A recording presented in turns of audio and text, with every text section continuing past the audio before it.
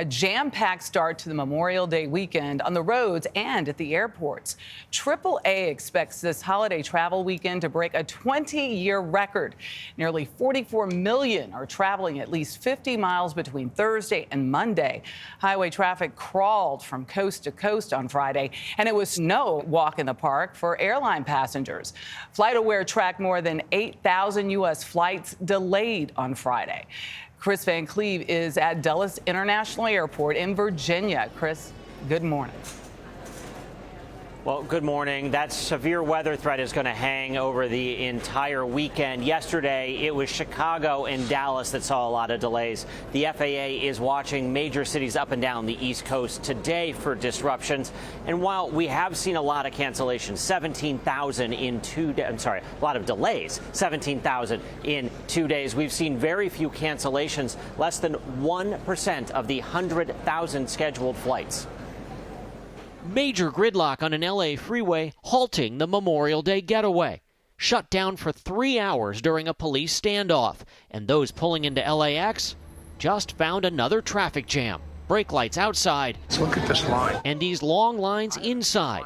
And it wasn't just Los Angeles. TSA line was probably the longest I've ever seen it at Cincinnati. Thursday, the TSA reported its second busiest day ever, screening just shy of 2.9 million, with even more expected Friday.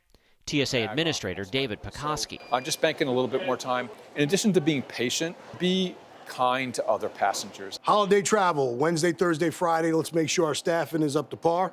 At the FAA's Operations Center outside Washington, it's all hands on deck this weekend as teams monitor the tens of thousands of flights each day and a forecast that includes potentially disruptive weather this weekend. What keeps you up at night? The weather. If the weather's good, I'm happy. Managing volume is easy. Managing the weather is not so easy. Transportation Secretary Pete Buttigieg spoke to Face the Nation's Margaret Brennan. In terms of weather, certainly a number of thunderstorms affecting a number of hubs. Last year, 1.3% cancellations. It was the lowest in a decade. We're pressing the airlines to keep that up. But most Americans, an estimated 38.4 million, will drive. Mary Harrison is road tripping with her husband, her sister, and their 5 young kids from Georgia to Pennsylvania. We are having to drive through D.C., so we're going to hit some traffic, but we're ready for it. We mentally prepared ourselves. We want to mentally prepare for more traffic on the drive home. AAA expects Sunday and Monday between 3 and 7 p.m. to be the worst on the roads. The TSA expects Monday to be its busiest on the backside of the holiday. But, Jeff, so far we've talked about a lot of delays, not a lot of cancellations, so people are getting where they're going, just maybe a little late. Good news. All right, Chris, thank you.